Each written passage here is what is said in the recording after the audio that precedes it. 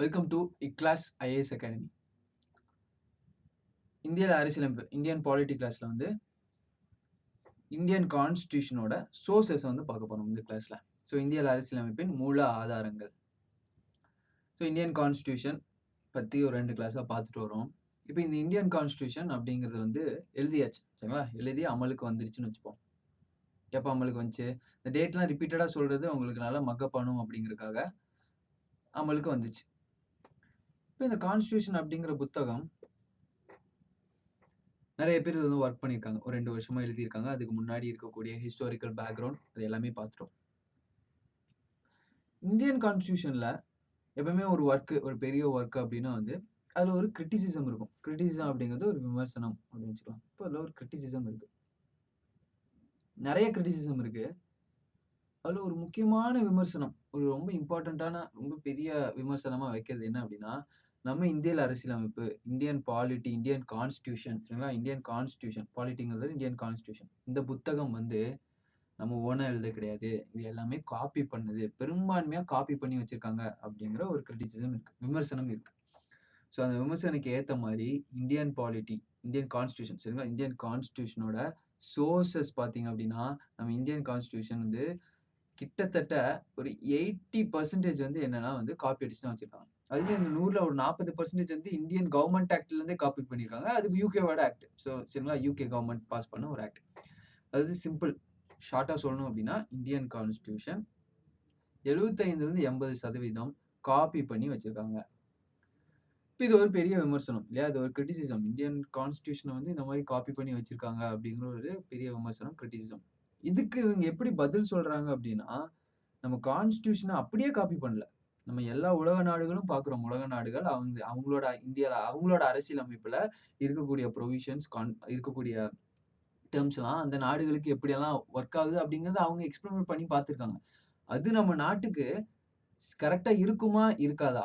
சில விஷயத்த பார்த்தீங்கன்னா, அப்படியே டைரக்ட்டா எடுக்கல. சில விஷயத்த மாத்தி எடுத்திருக்காங்க. அந்த இது வந்து நம்ம கலாச்சாரத்துக்கும், நம்ம யூனிட்டி நம்மளோட டைவர்சிட்டிக்கு ஏத்த மாரி மாத்தி மருவி வச்சிருக்காங்க. இப்ப அததான் வந்து விமர்சனத்துக்கு எதிரா சொல்றாங்க. அதாவது என்னன்னா, நாங்க அப்படியே காப்பி அடிக்கல. நம்ம நாட்டுக்கு கரெக்ட்டா வருமா? அதே மாரி நம்ம ஒரு நாட்டுல இருந்து காப்பி அடிக்கல. நம்ம நெறைய நாடுகள்ல இருந்து எடுத்திருக்கோம். ஸோ, அதனால வந்து நெறைய நாடுகள் எடுத்து ஸ்டடி பண்ணி, அவங்களோட எக்ஸ்பீரியன்ஸ் எல்லாம் அனலைஸ் பண்ணி கொண்டு வந்து நம்ம கான்ஸ்டிடியூஷன்ல வச்சிருக்கோம். ஸோ அப்படிங்கும்போது இது வந்து ஒரு காப்பி அடிச்ச கான்ஸ்டிடியூஷனா இருக்காது. என்னதான் ஒரு இடத்துல இருந்து எடுத்தாலும் நம்ம இடத்துக்கு கரெக்ட்டா செட் ஆகுது இல்லையா? நம்ம இடத்துக்கு கரெக்ட்டா இருக்குமா இல்லையாங்கிறதே வந்து ஒரு ஒரு இடத்துல வந்து எக்ஸ்பீரியன்ஸ் பண்ணி பார்த்து ஒரு விஷயத்த தானே வச்சிருக்கோம். அப்படின்னு இந்த விமர்சனம் பண்றவங்களுக்கெல்லாம் பதில் சொல்றாங்க. அப்போ இதுலருந்தே தெரியுது இல்லையா? அப்ப நம்ம அடுத்தது என்ன பார்க்கணும்? அதே மாரி நம்ம இந்தியன் கான்ஸ்டிடியூஷனோட சோர்சஸ் எங்கிருந்தெல்லாம் எடுத்திருக்காங்க அப்படிங்கிற விஷயம் பார்க்கணும். எங்கிருந்தெல்லாம் எடுத்திருக்காங்க, எங்கருந்து என்னெல்லாம் எடுத்திருக்காங்க அப்படிங்கிற விஷயமும் பார்க்கணும். அது அது வந்து இந்த மாரி டேபிள்ல இருக்கு. ஆக்சுவலா இந்த டேபிள்ல இருக்கக்கூடிய ஒரு ஒரு விஷயமும் உங்களுக்கு புரிஞ்சுதுன்னு வைங்களேன், ஒரு ஒரு லெசனே முடிஞ்சிரும். அதனால நம்ம இந்த 1/2 மணி நேரத்துல வந்து அது என்ன அப்படிங்கிறத வந்து சொல்லிடலாம். ஒரு 1 லைன், 2 லைன்ல வந்து நம்ம அது என்ன அப்படிங்கிறத சொல்லிட்டு, அத பத்தி தான் டீட்டெயில்டா நம்ம அடுத்தடுத்த கிளாஸஸ்ல பார்க்க போறோம். எப்பவுமே ஒரு ஃபர்ஸ்ட் ஒரு 5 டூ 6 கிளாஸஸ் எல்லா சப்ஜெக்ட்லயும் ஒரு இன்ட்ரோடக்டரி கிளாஸஸ் மாரி. அதுவும் இந்தியன் பாலிட்டி ஒரு வேள நீங்க ஒரு புதுசா படிக்கிறீங்க அப்படின்னா, உங்களுக்கு நெறைய கான்செப்ட்ஸ் வந்து புரியாம இருக்கலாம். போக போக போக ஒரு ஒரு விஷயமுக்கான விடைகள் இன்னொரு இடத்துல கம்பேர் பண்ண உங்களுக்கு வந்து புரிய அளவுக்கு நெறைய வாய்ப்பு இருக்கு. இப்ப இந்த இந்திய அரசியலமைப்புல இந்த சோர்சஸ் ஆஃப் இந்தியன் கான்ஸ்டிடியூஷன் அத வந்து பார்க்க போறோம். இப்ப ஆல்ரெடி சொன்ன மாரி இந்தியன் கான்ஸ்டிடியூஷன் ஒரு 70லிருந்து 80% வேற ஒரு நாட்டுல இருந்து எடுத்து வச்சிருக்கோம். ஒரு 20% நம்ம இன்னோவேட்டிவா சில விஷயங்கள் வந்து குடுத்துருக்காங்க. இப்ப இது வேற நாட்டுல இருந்து எடுத்த விஷயங்கள் என்னெல்லாம் எடுத்திருக்கோம், எந்தெந்த நாட்டுல இருந்தெல்லாம் எடுத்திருக்கோம். நம்ம ஒரு கிரிட்டிசிசம் என்ன அப்டின்னா, வேற நாட்டுல இருந்து காப்பி பண்ணணும். ஒரு கிரிட்டிசிசம். இன்னும் கிரிட்டிசிசம் இத வந்து விமர்சனம் பண்ணணும். நம்ம இந்திய அரசியலமைப்பு விமர்சனம் பண்ணோம் அப்டின்னா, 2வதா என்ன சொல்றாங்க அப்டின்னா, ஒரு டெமோக்ராட்டிக் ஒரு ஜனநாயக நாட்டுக்கு இந்த மாரி கான்ஸ்டிடியூஷன் எழுதப் போறாங்க. ஆனா அது பார்த்தீங்க அப்டின்னா, அது யார் எழுதுறாங்க அப்டின்னா, ஒரு இன்டைரக்ட்டா எலக்ட் பண்ண பீப்பிள் தான். மக்களால டைரக்ட்டா தேர்ந்தெடுக்கப்பட்ட மக்கள் வந்து எழுதல. சரிங்களா? அப்ப கான்ஸ்டிடியூஷன் அசெம்பிளில கான்ஸ்டிடியூஷன் எழுதினவங்க வந்து நேரடியா தேர்ந்தெடுக்கப்பட்டவங்க கிடையாது. இதெல்லாம் ஒரு ஒரு விமர்சனம். ஸோ இது ஒரு விமர்சனம். நெறைய காப்பி பண்ணியிருக்காங்க. அது ஒரு விமர்சனம். 3வதா இன்னொரு விமர்சனம் என்ன சொல்லலாம் அப்டின்னா, உலகத்திலேயே உலகத்திலேயே எல்லாத்தோட அரசியலமைப்பும் எடுத்து பார்த்துக்கோங்க. இருக்கிறதுலே பல்க்கான அரசியலமைப்பு யாரோடது அப்டின்னா, இந்தியாவோடது தான். ஸோ இது ஒரு விமர்சனம் தான். இது ஒரு கிரிட்டிசிசம் தான். இவ்ளோ பெரிய கான்ஸ்டிடியூஷன் எழுதி வச்சிருக்காங்க. பல்க்கான கான்ஸ்டிடியூஷன். வேர்ல்ட்ஸ் லென்த்தியஸ்ட் கான்ஸ்டிடியூஷன் அப்டின்னு சொல்லிட்டு நம்ம கான்ஸ்டிடியூஷன் சொல்லுவாங்க. நம்ம கான்ஸ்டிடியூஷன் எழுதினவங்கல 3/4 பேர் லாயர். இது ஒரு விமர்சனம் தான். நம்ம கான்ஸ்டியூஷன் எழுதுனதுல முக்காவாசி பேர் காங்கிரஸ் ஆளுங்க. இந்தியன் நேஷனல் காங்கிரஸோட ஆளுங்க. நம்ம இந்தியன் கான்ஸ்டியூஷன் எழுதின முக்காவாசி ஆளுங்க ஹிந்துஸ். இது எல்லாமே பார்த்தீங்க அப்படின்னா விமர்சனமா எடுத்து வைக்கிறாங்க. ஆனா விமர்சனம் என்ன வேணா சொல்லிடலாம் இல்லையா? அதுக்கான பதிலும் நெறைய இடங்கள்ல குடுக்கப்பட்டிருக்கு. லென்த்தியஸ்ட் கான்ஸ்டியூஷனா இருக்கு அப்படின்னா, வேர்ல்ட்லயே லார்ஜஸ்ட் டெமோக்ரஸி. அதிக மக்கள் தொகை இருக்கிற நாடு. அதிக டைவர்சிட்டி இருக்கிற நாடு. ஸோ அதுக்கு நெறைய பெரிய பெரிய ப்ரொவிஷன்ஸ் தேவைப்படுது. அதனால லென்த்தா இருக்கு. லாயர்ஸ் அதிகமா இருக்காங்க. ஆமா, அந்த டைம்ல படிச்சவங்க எல்லாமே லாயர்ஸும், ஜர்னலிஸ்ட்டும் தான் அந்த அந்த இந்தியன் ஃப்ரீடம் ஸ்ட்ரகிள்ல பார்த்தீங்க அப்படின்னா, ஃபுல்லா லாயர்ஸ், ஜர்னலிஸ்ட்டா இருப்பாங்க. அதனால அவங்க தான் இருக்கிறாங்க எழுதுறதுலயும். ஹிந்துஸ் அதிகமா இருக்காங்க அப்படின்னா, நம்ம இந்தியன் பாப்புலேஷன்ல ஹிந்துஸ் தான் அதிகமா இருக்காங்க. ஸோ அஃப்கோர்ஸ் ஹிந்துஸ் அதிகமா ரெப்ரசன்ட் ஆவாங்க. ஹிந்துஸ் மட்டும் இல்ல. எல்லாருமே தான் ரெப்ரசன்ட் ஆயிருக்காங்க. ஹிந்துஸ், முஸ்லிம்ஸ், சீக்ஸ், அதே மாரி விமென்ஸ்ன்னு சொல்லிட்டு எல்லாருமே தான் ரெப்ரசன்ட் ஆகியிருக்காங்க. ஸோ எல்லா கிரிட்டிசிசம்ஸ்க்கும் பார்த்தீங்க அப்படின்னா, ஆன்சர்ஸும் இருக்கு. அதுல one of the criticisms copy அடிச்சவங்க கிரிட்டிசிசம். அதுக்கான ஆன்சரும் இருக்கு.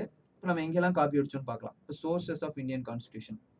இப்போ முதல்ல பார்த்தீங்க அப்படின்னா, நம்ம எங்கெல்லாம் இருந்து எடுத்திருக்கோம் அப்படின்னா, கவர்ன்மென்ட் ஆஃப் இந்தியா ஆக்ட் 1935 நம்ம இத பார்க்கும்போதே பார்த்தோம். இது வந்து யுகே சரிங்களா? இது வந்து ஆக்சுவலா கவர்ன்மென்ட் ஆஃப் இந்தியா ஆக்ட்னா இந்தியாவோடதுன்னு இல்ல. இது வந்து யுகே பார்லிமென்ட் சரிங்களா? யுனைட்டட் கிங்டம்ல அங்க இருக்க பார்லிமென்ட் எழுதி அனுப்புனது.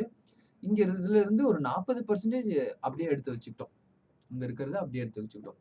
யுகே யுனைட்டட் கிங்டம்ல இருந்து நிறைய விஷயங்கள் எடுத்து வச்சிருக்கோம். யுஎஸ்ல இருந்து நிறைய விஷயங்கள். ஆஸ்திரேலியா, யுஎஸ்எஸ்ஆர் ரஷ்யால இருந்து, வெய்மர் ஜெர்மனில இருந்து, கனடால இருந்து, சவுத் ஆப்பிரிக்கால இருந்து, அயர்லாந்துல இருந்து. இத வந்து முக்கியமா இந்த நாடுகள்ல இருந்து தான் எடுத்திருக்கோம். இந்த நாடுகள்ல இருந்தெல்லாம் என்னென்ன எடுத்திருக்கோம் அப்படிங்கிறதும் ரொம்ப முக்கியமான ஒரு விஷயம். இது எக்ஸாம்ஸ்ல ரிப்பீட்டடா கேட்டுட்டே இருக்காங்க. Most repeated questions, most confusable questions. அதிகமா தப்பு பண்றதும் இதுல தான். இப்ப இந்த 1935 கவர்ன்மென்ட் ஆஃப் இந்தியா ஆக்ட்ல இருந்து என்ன விஷயங்கள்லாம் எடுத்திருக்காங்க? ஃபெடரல் ஸ்கீம் கூட்டாட்சி எடுத்திருக்காங்க. ஸோ இதெல்லாம் என்ன அப்படிங்கிறது வந்து நான் ஒரு லைன் 2 லைன்ஸ்ல சொல்றேன். நம்ம இன்னும் டீட்டெயில்டா பார்க்கலாம். இப்போ ஃபெடரல் ஸ்கீம் கூட்டாட்சி அப்படிங்கிறது வந்து கவர்ன்மென்ட் ஆஃப் இந்தியா ஆக்ட் 1935 அந்த ப்ரொவிஷன்ஸ் வந்து அதுல இருந்து எடுத்து வச்சிருக்காங்க. இப்போ இந்த கூட்டாட்சி அப்படிங்கிறது ஒண்ணும் இல்ல. ஸோ வந்து இந்தியா வந்து ஒரு மத்திய அமைச்சகம் இருக்கு. கவர்ன்மெண்ட் இருக்கு. யூனியன் கவர்ன்மெண்ட் இருக்கு. கரெக்ட்டா? இந்தியால வந்து ஒரு யூனியன் கவர்ன்மெண்ட் இருக்கு. அதே மாரி இந்தியால ஸ்டேட் கவர்ன்மெண்ட்டும் இருக்கு. கரெக்ட்டா? ஸ்டாலினும் இருக்காரு, மோடியும் இருக்காரு. ஸோ யூனியன் கவர்ன்மெண்ட் இருக்கு, ஸ்டேட் கவர்ன்மெண்ட் இருக்கு. 2 பேரும் சேர்ந்து தானே ஆட்சி பண்றாங்க இல்லையா? ஸ்டேட்டை இவங்க பிரிச்சுக்கிறாங்க. யூனியன் மொத்தமா இவங்க. இந்த மாதிரி 2 பேரும் சேர்ந்து ஆட்சி பண்றதா வந்து ஃபெடரல் கவர்ன்மெண்ட். இதான் வந்து ஃபெடரல் ஆட்சி. இதான் வந்து ஃபெடரல் கவர்ன்மெண்ட். சரிங்களா? இவங்க இல்ல. இது ஸ்டேட் கவர்ன்மெண்ட் இல்ல. ஸ்டேட் கவர்ன்மெண்ட்க்கு ரொம்ப கம்மியான பவர். வெறும் இவங்க மட்டும் தான் இருக்காங்க. யூனியன் மட்டும் தான் இருக்காங்க. அது என்ன அப்படின்னா வந்து யூனியன் கவர்ன்மெண்ட். ஸோ இதுல பாத்தீங்க அப்படின்னா ஃபெடரல்ல பாத்தீங்க அப்படின்னா 2 பேருமே இருப்பாங்க. ஸ்டேட்டுக்கு அதிக பவர் இருக்கும். யூனியன் கவர்ன்மெண்ட்ல பாத்தீங்கன்னா அதுலயும் 2 பேர் இருப்பாங்க. ஆனா யூனியனுக்கு அதிகமான பவர் இருக்கும். இதான் வந்து ஃபெடரல் கவர்ன்மெண்ட், யூனியன் கவர்ன்மெண்ட். இந்தியாவோடது பாத்தீங்க அப்படின்னா இந்தியாவோடது என்ன ஸ்ட்ரக்சர் அப்படின்னா இந்தியாவோடது வந்து குவாசி ஃபெடரல். இந்தியாவோடது வந்து குவாசி ஃபெடரல் அப்படின்னு சொல்லுவாங்க. நம்ம வந்து ஃபுல்லா யூனியன் கவர்ன்மெண்ட்டும் கிடையாது, ஃபுல்லா ஃபெடரல் கவர்ன்மெண்ட்டும் கிடையாது. நம்மளோட வந்து ஒரு குவாசி ஃபெடரல். 2மே கலந்த ஒரு விஷயம். ஆனா இதுல இருக்கக்கூடிய இந்த ஃபெடரல் தன்மை இருக்கு இல்லையா? இந்தியாவுல இருக்கக்கூடிய அந்த ஃபெடரல் தன்மை எங்க இருந்து எடுத்திருக்காங்க அப்படின்னா, Indian government of India act 1935 இருந்து எடுத்திருக்காங்க. ஃபெடரல் ஸ்கீம் வந்து கூட்டாட்சி. இது ஒண்ணு புரிஞ்சுதா? அடுத்தது இந்த அவசர கால அதிகாரங்கள். Article 352, article 356, financial emergency, article 360. அவசர கால அதிகாரங்கள். Emergency period.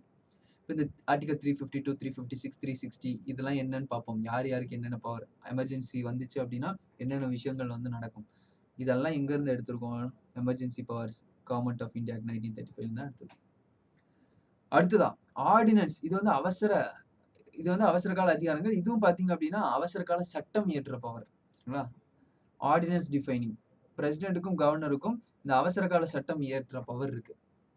பார்லிமெண்ட்டே இல்ல. சரிங்களா? லோக்சபா, ராஜ்யசபா ஏதோ ஒண்ணு வந்து கூட்டத்துல இல்ல அப்படின்னா, ஒரு ஒரு ஒரு சட்டம் பாஸ் பண்ணணும் அப்படின்னா 2 பேத்தோட ஒப்புதலும் தேவைப்படுது. ஆனா ஒரு ராஜ்யசபா ஒருவேள லோக்சபா கூட்டம் இல்லன்னு வச்சுக்கோங்க. இருந்தா தானே ஒரு சட்டம் பாஸ் பண்ண முடியும். ஆனா அவசரமா ஒரு சட்டம் தேவைப்படுது. அது பேர் தான் ஆர்டினன்ஸ். ஆர்டினன்ஸ் அப்படிங்கிறது பிரசிடென்ட்டும், கவர்னரும் அவங்க பாஸ் பண்ணிப்பாங்க. பார்லிமெண்ட் அப்ரூவல் இல்லாமயே, ஸ்டேட் அசெம்பிளிட்ட அப்ரூவல் இல்லாமயே பாஸ் பண்ணிப்பாங்க. அதுக்கப்புறம் பின்னாடி அப்ரூவல் வாங்கணும். இந்த ஆர்டினன்ஸ் பவர் வந்து கவர்மெண்ட் ஆஃப் இந்தியாவுக்கு 1935 தான் எடுத்திருக்கோம். அடுத்தது கவர்னர், ஆளுநர்.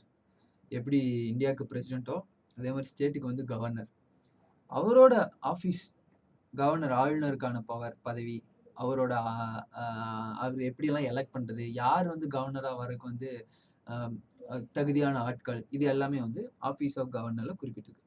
இது எங்க இருந்து எடுத்திருக்கு அப்படின்னா கவர்மெண்ட் ஆஃப் இந்தியா 1935 இருந்து எடுத்திருக்கு. அடுத்தது ஃபெடரல் ஜுடிஷியரி, இந்த கூட்டாட்சி நீதித்துறை. இந்த ஜுடிஷியரி பத்தி நல்லாவே பார்க்கலாம். சரியா? இந்த ஃபெடரல் ஜுடிஷியரி அப்படிங்கிறதும் அங்கிருந்து எடுத்திருக்காங்க. ஆக்சுவலா நம்ம இந்தியாவில ஃபெடரல் ஜுடிஷியரி கிடையாது. நம்ம இந்தியாவில இருக்கக்கூடியது ஒரே ஜுடிஷியரி, யூனியன் ஜுடிஷியரி தான். அங்கிருந்து எடுத்திருக்கோம். ஃபெடரல் தன்மையும் இருக்கு சில இடங்கள்ல. அதை வந்து அங்கிருந்து எடுத்திருக்கோம். அடுத்தது அட்மினிஸ்ட்ரேஷன், ஆட்சி முறை. சென்ட்ரல் ஸ்டேட் லெவல் ஆட்சி முறைகள் எல்லாமே பார்த்தீங்கன்னா கவர்மெண்ட் ஆஃப் இந்தியா 1935 எடுத்துருக்கோம். இப்போ முக்கியமாக பார்த்தீங்க அப்படின்னா கூட்டாட்சி, emergency, ordinance power, governor, judiciary, federal judiciary, இது எல்லாமே வந்து கவர்மெண்ட் ஆஃப் இந்தியா 1935 எடுத்துருக்கோம். இதெல்லாம் என்ன அப்படிங்கிறது வந்து ஒன்லைன்ல சொல்லியிருக்கேன். இப்போ எமர்ஜென்சி அப்படின்னா ஒரு லைன்ல சொல்லிட்டேன். அவசர கால சட்டம் இயற்றுக்கும் அது எடுக்கிறதுக்கும் உண்டான விதிமுறைகள், அதுக்குண்டான டேர்ம்ஸ் அண்ட் கண்டிஷன்ஸ் எல்லாம் நம்ம அடுத்தது பார்ப்போம். அதுக்குண்டான இந்த ஆர்டிகல்ஸ் எல்லாத்தையும் அது லெசன்ஸ்குள்ள பார்க்க போறோம். ஆனால் இதெல்லாம் எங்கிருந்து எடுத்திருக்கோம்? கவர்மெண்ட் ஆஃப் இந்தியா 1935 எடுத்திருக்கோம். அடுத்ததா யூகே, பிரிட்டிஷ் நம்மளை ஆட்சி பண்ணாங்க இல்லையா, அவங்கள்ட்ட இருந்து தான் நம்ம என்ன எடுத்திருக்கோம் அப்படின்னா முக்கியமான ஒரு முறை பார்லிமெண்ட்ரி சிஸ்டமே அங்கிருந்து எடுத்திருக்கு, பாராளுமன்ற முறை. ஸோ இந்தியா வந்து இண்டிபெண்டன்ஸ் ஆயிடுச்சு. அடுத்தது இந்தியா வந்து கவர்மெண்ட் ஃபார்ம் பண்றாங்க. இந்தியாவோட கவர்மெண்ட் வந்து பார்லிமெண்ட்ரி ஃபார்மா இருக்கணுமா, பிரசிடென்ட்ரி ஃபார்மா இருக்கணுமா அப்படின்னு சொல்லிட்டு ஒரு பெரிய டிபேட் கான்ஸ்டியூண்ட் அசம்பிளியில நடக்குது. அந்த எழுதின இடத்துல நடக்குது. இப்போ நிறைய டிபேட்டுக்கெல்லாம் அப்புறம் யூஎஸ் வந்து பிரசிடென்ஷியல் சிஸ்டம் ஃபாலோ பண்றாங்க. நல்ல ஒரு டெவலப்டு கண்ட்ரியா இருக்கு. நம்மளும் யூஎஸ் மாதிரி பண்ணலாம். நம்மளும் ஒரு பிரசிடென்ஷியல் சிஸ்டம் ஃபாலோ பண்ணலாம்.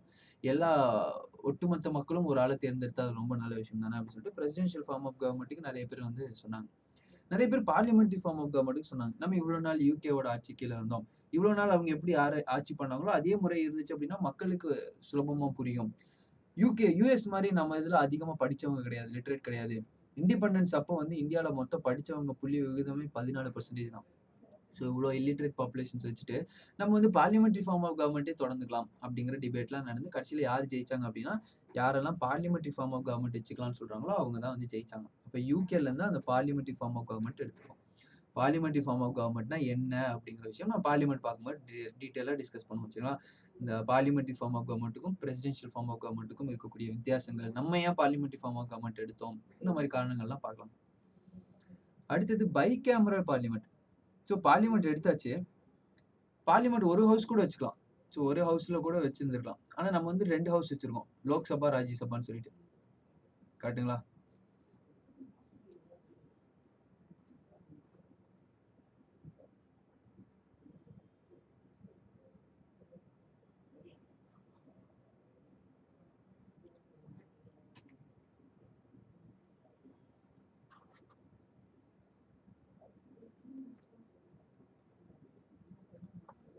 ஸோ என்ன வச்சிருக்கோம்? பார்லிமெண்ட்ரி ஃபார்ம் ஆஃப் கவர்மெண்ட்ல வந்து லோக்சபா, ராஜ்யசபா 2 வச்சிருக்கோம். லோக்சபா அண்ட் ராஜ்யசபா. இதை தான் என்ன சொல்லுவாங்க? இருசபை பாராளுமன்றம். நம்ம ஏன் இந்த இருசபை பாராளுமன்றம் வச்சிருக்கோம் அப்படிங்கறத பார்க்கலாம். இருசபை பாராளுமன்றம்னா என்ன அப்படிங்கறதும் பார்க்கலாம். இருசபை பாராளுமன்றம் எங்கிருந்து எடுத்திருக்காங்க அப்படிங்கறது இப்ப பார்த்தலாம். யூகேல இருந்து எடுத்திருக்காங்க. அடுத்தது பிரைம் மினிஸ்டர். பிரைம் மினிஸ்டருங்கிற போஸ்ட், பிரைம் மினிஸ்டருக்கு உண்டான பவர்ஸ், இதெல்லாம் இங்க இருந்து எடுத்திருக்கோம். இதுவும் யூகேல இருந்து எடுத்திருக்கோம். ஏன்னா யூகேலயும் பாத்தீங்க அப்படின்னா prime ministership form of government தான். மந்திரி சபை, கவுன்சில் ஆஃப் மினிஸ்டர்ஸ் யூகேல இருந்து எடுத்திருக்கோம். சிங்கிள் சிட்டிசன்ஷிப், ஒற்றை குடியுரிமை, இது ரொம்ப இம்பார்ட்டன்டான விஷயம். இங்க இருந்தா எடுத்திருக்கோம். அப்ப இதுல தெரியுது யூகேலயும் ஒற்றை குடியுரிமை தான். ஸோ யூகேல பாத்தீங்க அப்படின்னா ஒரே ஒரு சிட்டிசன்ஷிப் தான், யூகே சிட்டிசன். இந்தியாவில ஒரே ஒருத்தர் தான், எந்த ஸ்டேட்ல பிலாங் பண்ணாலும் இந்தியன் தான். ஆனா யூஎஸ்ல அப்படி இல்லை. யூஎஸ்ல டியூவல் சிட்டிசன்ஷிப். யூஎஸ்ல எப்படி அப்படின்னா யூஎஸ்ல டெக்சாஸ்ல யூஎஸ் சிட்டிசன், அதே மாதிரி நியூயார்க்ல யூஎஸ் சிட்டிசன், அதே வேற இருக்கக்கூடிய ஸ்டேட் சீட்டில் அந்த மாதிரி மற்ற ஸ்டேட்ல யூஎஸ் சிட்டிசன் அப்படின்னு சொல்லிட்டு அங்கெல்லாம் டியூவல் சிட்டிசன்ஸ் இருக்கும். இங்க வந்து ஒரே சிட்டிசன்ஷிப் தான். இன்னும் சில இடங்கள்ல பாத்தீங்கன்னா யூஎஸ் சிட்டிசனாவும் இருப்பான், பிரான்ஸ் சிட்டிசனாவும் இருப்பான். 2 சிட்டிசன்ஷிப் வச்சிருப்பான். ஆனா இந்தியாவில் அப்படி இல்லை. இந்தியாவில் ஒன்னா இந்தியன் சிட்டிசனா இருந்தா வேற எந்த நாட்டோட சிட்டிசன்ஷிப்பும் ஆகக்கூடாது. வேற ஏதோ ஒரு நாட்டோட சிட்டிசனா இருந்தா இந்தியாவோட சிட்டிசனா இருக்கக்கூடாது. ஸோ அந்த மாதிரி இந்த சிங்கிள் சிட்டிசன்ஷிப் அப்படிங்கிற கான்செப்டும் யூகேல இருந்தா வந்திருக்கு.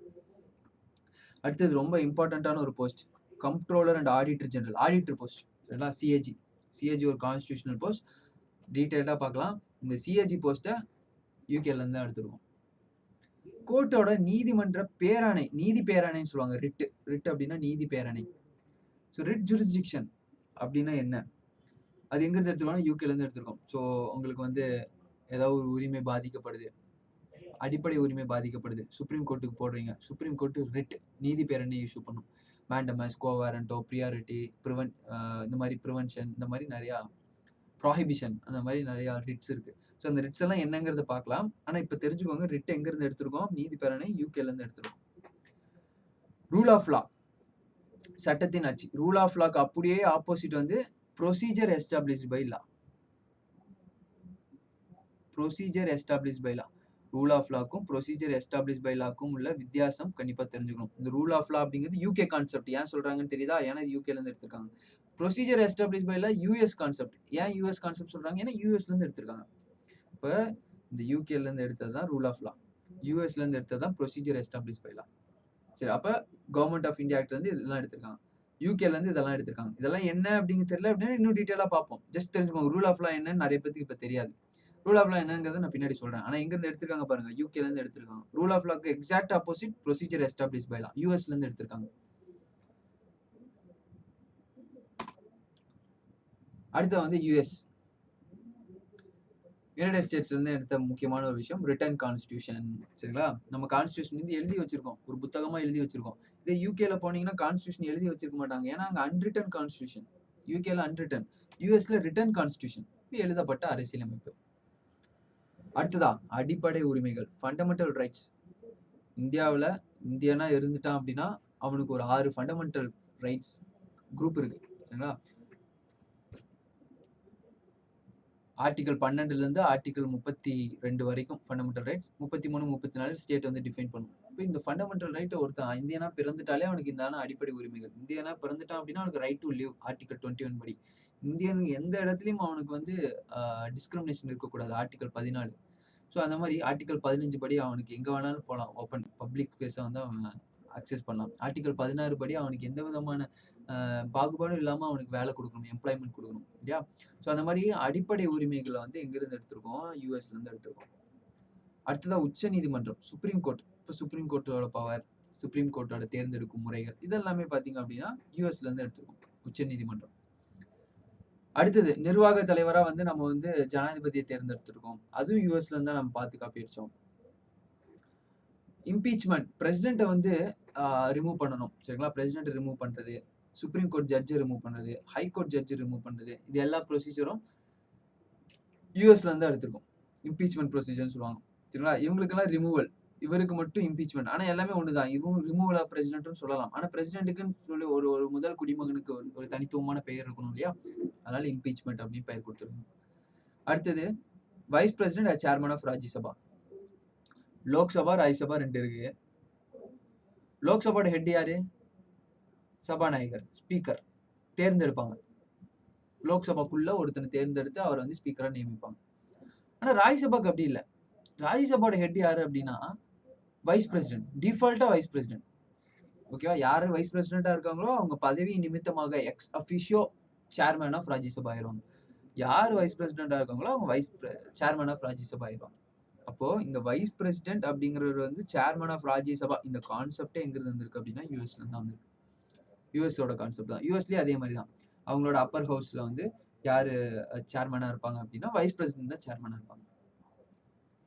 அடுத்ததா ஆஸ்திரேலியால இருந்து என்னெல்லாம் தூக்கியிருக்கோம் அப்படின்னா கன்கரண்ட் லிஸ்ட் அப்படிங்கிற ஒரு விஷயம் எடுத்துருக்கோம். கன்கரண்ட் லிஸ்ட்னா ஒன்றும் இல்லை, ஆல்ரெடி சொன்ன மாதிரி ஸ்டேட் லிஸ்ட் இருக்கு, சென்ட்ரல் லிஸ்ட் இருக்கு.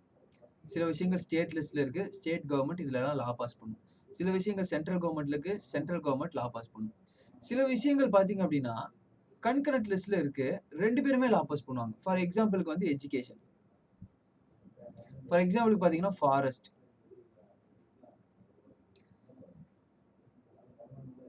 இப்போ இது ரெண்டும் பார்த்தீங்க அப்படின்னா 2 பேருமே லா பாஸ் பண்ணலாம். ஸ்டேட் கவர்மெண்ட்டும் லா பாஸ் பண்ணலாம், சென்ட்ரல் கவர்மெண்ட்டும் லா பாஸ் பண்ணலாம். அதனால தான் எஜுகேஷன் இப்போ நீட் சம்மந்தமா பிரச்சனை எல்லாம் வருது. ஏன்னா ஸ்டேட் கவர்மெண்ட்டும் லா பாஸ் பண்ணலாம், சென்ட்ரல் கவர்மெண்ட்டும் லா பாஸ் பண்ணலாம். ஆனா சென்ட்ரல் கவர்மெண்ட் ஒரு லா பாஸ் பண்ணிச்சு அப்படின்னா அதுதான் ப்ரிவேல் ஆகும். அதனால தான் நீட்ல என்னதான் ஸ்டேட் கவர்மெண்ட் சொன்னாலும் நீட்டை வந்து கேன்சல் பண்ண முடியாது. ஏன்னா அது சென்ட்ரல் கவர்மெண்ட் சொல்லிருச்சு. சென்ட்ரல் கவர்மெண்ட் சொல்லிச்சுன்னா அதுதான் ஃபைனல். ஏன்னா சென்ட்ரல் கவர்மெண்ட்டுக்கு அதிக பவர் இருக்கு கன்கரண்ட் லிஸ்ட்ல. இதே ஸ்டேட்டோட ஏதாவது லிஸ்ட்ல ஃபார் எக்ஸாம்பிளுக்கு வந்து ஸ்டேட் கிட்ட தான் போலீஸ் இருக்கு. ஓகேவா? ஸ்டேட் கிட்ட தான் போலீஸ் இருக்கு. இப்போ வந்து திடீர்னு சொல்றாங்க.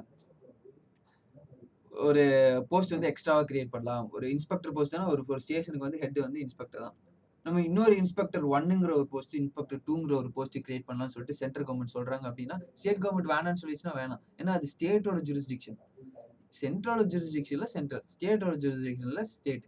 கன்கரண்டா இருந்துச்சு அப்படின்னா 2 பேருமே பண்ணலாம். 2 பேருமே ஆக்ட் பாஸ் பண்ணி சென்ட்ரல் கவர்மெண்ட் ஒரு ஆக்ட் பாஸ் பண்ணிச்சுன்னா சென்ட்ரல் கவர்மெண்ட் லா பிரிவைல்ஸ். இதான் வந்து கன்கரண்ட் லிஸ்ட். இது எங்க இருந்து எடுத்திருக்கோம்? ஆஸ்திரேலியால இருந்து எடுத்திருக்கோம். அடுத்தது கூட்டுறவு ஆட்சி, இந்த கோஆபரேட்டிவ் ஃபெடரலிசம்.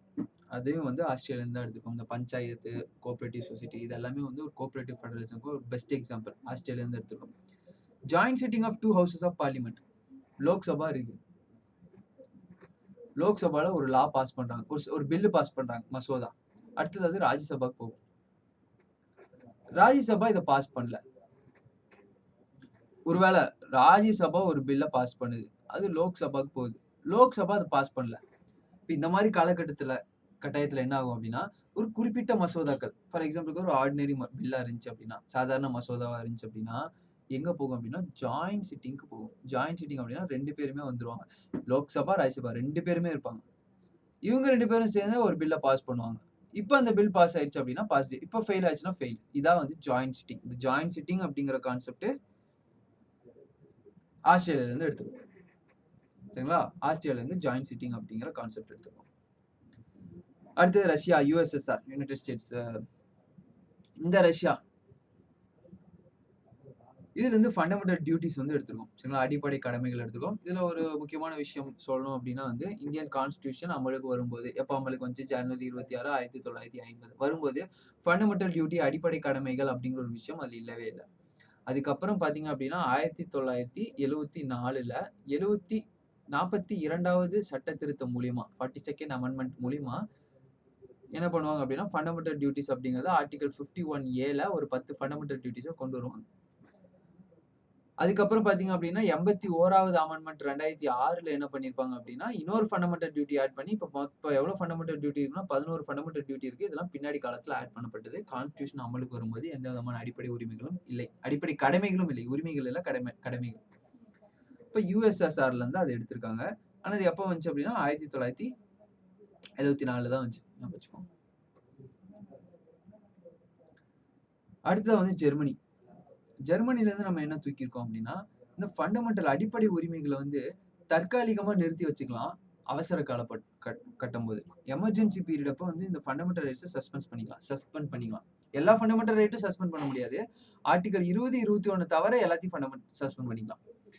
ஸோ ஆர்டிகல் 17 இருக்கு, டிஸ்கிரிமினேஷன், அன்டச்சபிலிட்டி. எமர்ஜென்சி பீரியட் அப்போ உங்களுக்கு வந்து டிஸ்கிரிமினேட் பண்றாங்க அப்படின்னு நீங்க யார்ட்டையும் போய் வழக்கு தொடர முடியாது. ஏன்னா சஸ்பெண்ட் ஆயிடுச்சு. ஃபண்டமெண்டல் ரைட் வந்து சஸ்பெண்ட் பண்ணி வச்சுட்டாங்க. எமர்ஜென்சி பீரியட் அப்போ ஃபண்டமெண்டல் ரைட்டை சஸ்பெண்ட் பண்ணிக்கலாம். இது எங்க பவர் கொடுத்துருக்காங்க? இது எங்க இருந்து எடுத்திருக்கோம் அப்படின்னா ஜெர்மனில இருந்து எடுத்திருக்கோம். பேலட் சிஸ்டம் அந்த ஓட்டு போடுற அந்த பேலட் சிஸ்டம் இருக்கு இல்லையா, அந்த சிஸ்டம் வந்து நம்ம வந்து ஜெர்மனில தான் எடுத்துருக்கோம். ஓப்பன் பேலட்டா இருக்கும் சில இடங்கள்ல க்ளோஸ்டு பேலட்டா இருக்கும். அது டிபெண்ட்ஸ். இது ஜெர்மனில இருந்து எடுத்திருக்கோம். அடுத்தது கனடால இருந்து என்ன எடுத்திருக்கோம்? அங்கேயும் ஃபெடரல் சிஸ்டம் எடுத்திருக்கோம். ஃபெடரல் சிஸ்டம் இங்கேயும் இருக்கு. இங்கேயும் ஒரு ஃபெடரல் சிஸ்டம் இருக்கு, இங்கேயும் ஒரு ஃபெடரல் சிஸ்டம் இருக்கு. இது ரெண்டுக்கும் என்ன வித்தியாசம் அப்படின்னா இந்த ஃபெடரல் சிஸ்டம் என்ன அப்படின்னா federal system with strong centre. So ஒரு ஸ்ட்ராங்கான ஸ்ட்ராங்கான சென்டரோட எடுக்கிறது இந்த ஃபெடரல் சிஸ்டம்.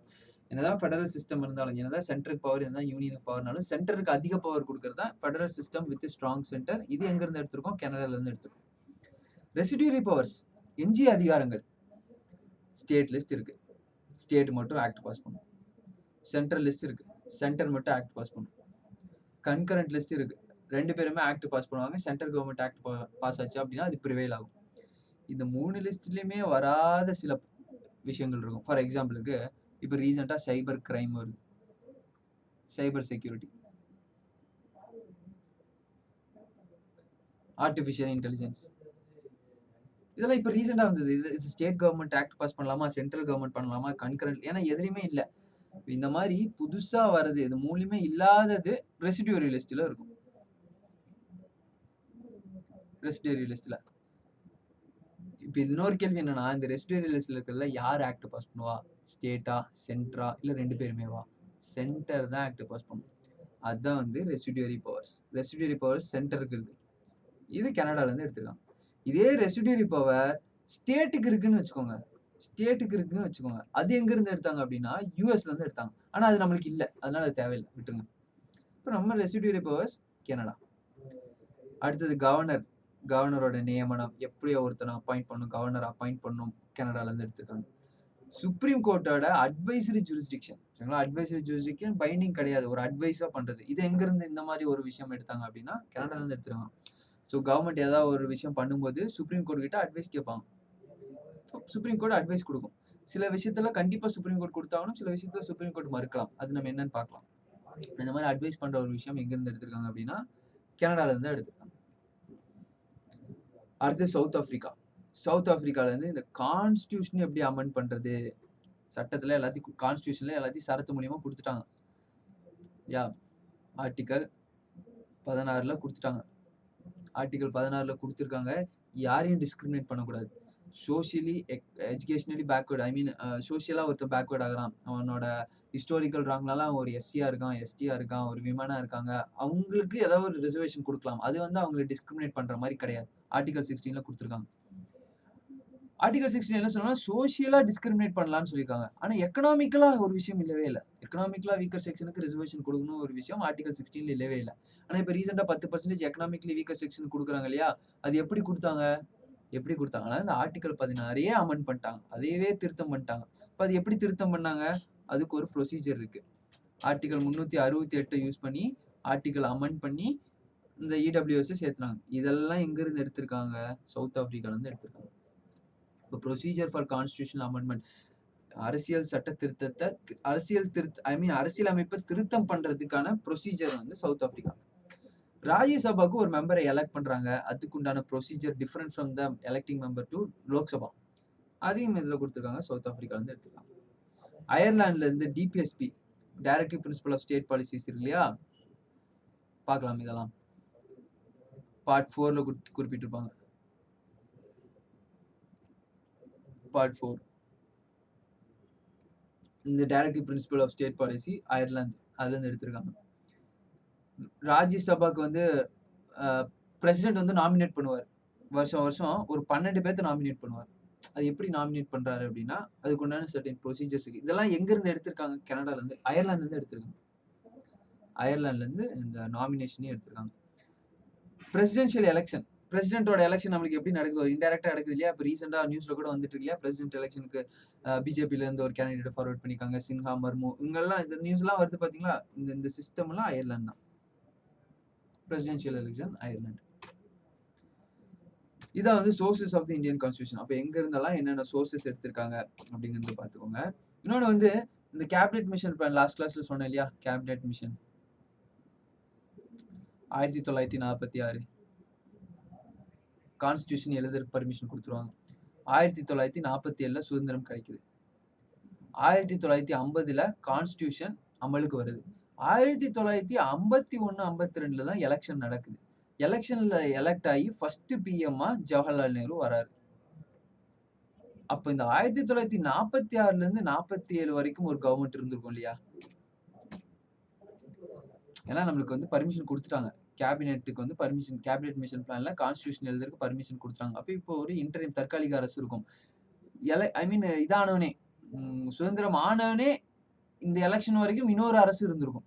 அப்ப இததான் வந்து இன்டரிம் கவர்மெண்ட் சொல்லுவாங்க. இன்டரிம் கவர்மெண்ட் இததான் என்ன சொல்லுவாங்கன்னா, first free cabinet of India அப்படின்னு சொல்லுவாங்க. இப்போ இவங்க 2 பேரும் யார் யார் எந்தெந்த துறையில இருந்தாங்க அப்படிங்கிறது. இந்த ஃபர்ஸ்ட் இது 1946 இன்டரிம் கவர்மெண்ட்ல ஜவஹர்லால் நேரு காமன்வெல்த் ரிலேஷனும் வெளியுறவுத்துறையையும் போர்ட்ஃபோலியோவை இவர் ஹேண்டில் பண்ணார். Vallabhbhai Patel home information broadcasting, இதெல்லாம் மாறும் அடுத்ததுல. Rajendra Prasad food and agriculture. அடுத்ததுல பாத்தீங்க அப்படின்னா 1947க்கு அப்புறம் ஃபர்ஸ்ட் பிரசிடென்டே யாரு அப்படின்னா வந்து டாக்டர் ராஜேந்திர பிரசாத் தான். ஜான் மாதே இண்டஸ்ட்ரீஸை பார்த்துக்கிட்டார். ஜக்ஜீவன் ராம் லேபர், தொழிலாளர்களோட அந்த போர்ட்ஃபோலியோ வந்து எடுத்துக்கிட்டாரு. பல்தேவ் சிங் டிஃபென்ஸ், ராணுவம். பாபா ஒர்க்ஸ் மைன்ஸ் பவர், இவரோட பேர்ல தான் பாபா அட்டாமிக் ரிசர்ச் சென்டர் வச்சிருக்காங்க. லியாக்கத் அலி கான் ஃபினான்ஸ், நிதியை வந்து அவர் பார்த்துக்கிட்டாரு. அப்துல் ராப் நிஸ்டர் வந்து போஸ்ட் அண்ட் ஏர் இந்த விஷயத்த பார்த்துக்கிட்டாரு. ஆசஃப் அலி வந்து railways and transport, Rajaji education, Chundrigar commerce, Ali Khan health, Jogendranath Mandal law. So இவங்கெல்லாம் வந்து மேட்ச்ல கேட்பாங்க. இன்டரிம் கவர்மெண்ட்னு கேட்பாங்க. அதே இது free government, first cabinet of free government அப்படிங்கிறது 1950 வரைக்கும். 1951, 52 எலெக்ஷனுக்கு அப்புறம் அதுக்கப்புறம் வேற ஒரு கேபினட் ஃபார்ம் ஆச்சு. அதையும் படிக்கணும். அப்ப இது 3ம் வந்து கண்டிப்பா தெரிஞ்சுக்கணும். 3ம் கன்ஃபியூஸ் ஆகும். ஸோ இதுல ஜவஹர்லால் நேருக்கு வந்து பிரைம் மினிஸ்டர் போஸ்ட் கொடுத்துட்டாங்க. அதே மாதிரி சயின்டிபிக் ரிசர்ச், அந்த சயின்ஸ் போர்ட்ஃபோலியோவும் அவர் தான் ஹேண்டில் பண்ணாரு. வல்லபாய் பட்டேல் அதே தான், ஹோம் இன்ஃபர்மேஷன் ப்ராட்காஸ்டிங் அதே வந்து வல்லபாய் பட்டேல் எடுத்துக்கிட்டாரு. ராஜேந்திர பிரசாத் இங்க வந்து ஃபுட் அண்ட் அக்ரிகல்ச்சர், இங்கேயும் food and agriculture. Maulana Abul Kalam ஆசாத்துக்கு எஜுகேஷன் போயிடுச்சு. இங்க வந்து எஜுகேஷன் யார்ட்டு இருந்துச்சு? யார்ட்டையும் இல்ல. இப்ப நம்ம இந்தியர்கள்ட்ட யார்ட்டையும் இல்ல. ஏன்னா இது இன்டரிம் கவர்மெண்ட்ல பிரிட்டிஷர்ஸும் இருந்தாங்க. இப்ப சில போர்ட்ஃபோலியோ அவங்கள்ட்ட இருந்துச்சு. இப்ப இது மௌலானா அபுல் கலாம் ஆசாத்துக்கு வந்து எஜுகேஷன், ஜான் மாத்தேக்கு வந்து ரயில்வே அண்ட் டிரான்ஸ்போர்ட். இங்க வந்து ஜான் மாத்தேக்கு வந்து இண்டஸ்ட்ரீஸ் கொடுத்துருந்தாங்க. மாறி இருக்கு. சரியா? Railways and transport. Shanmugam Chetty இங்க ஃபினான்ஸ், அங்க லியாக்கத் அலி கான் ஃபினான்ஸ். அம்பேத்கருக்கு வந்து லா கொடுத்தாங்க. அம்பேத்கருக்கு வந்து லா கொடுத்தாங்க. ரொம்ப இம்பார்ட்டன்ட். ஜக்ஜீவன் ராம் அங்கேயும் லேபர், இங்கேயும் லேபர். பல்தேவ் சிங் டிஃபென்ஸ். அம்ரித் கவுருக்கு வந்து ஹெல்த். அடுத்து வந்து பாபாக்கு வந்து காமர்ஸ் கொடுத்துருக்காங்க. அங்க வந்து அவருக்கு வந்து ஒர்க்ஸ் மைன்ஸ் கொடுத்துருப்பாங்க. இங்க வந்து காமர்ஸ் கொடுத்துருக்காங்க. அது மாதிரி அகமது கித்வாய்க்கு வந்து கம்யூனிகேஷன், ஷியாம் பிரசாத் முகர்ஜிக்கு இண்டஸ்ட்ரீஸ், காதிருக்கு வந்து works mines and power. So just இது ஃபேக்சுவலான இன்ஃபர்மேஷன், ஜஸ்ட் ரீட் பண்ணிக்கோங்க. மேட்ச் த ஃபாலோயிங்ல ஏதோ ஒன்று கண்டுபிடிச்சாலே எலிமினேட் பண்ணி போட்ட மாதிரி தான் ஆன்சர்ஸ் இருக்கும். ஸோ தேங்க்யூ ஃபார் வாட்சிங் இன் கிளாஸ். நெக்ஸ்ட் கிளாஸ்ல வந்து ஃபர்தரா வந்து கண்டினியூ பண்ணுவோம். தேங்க்யூ.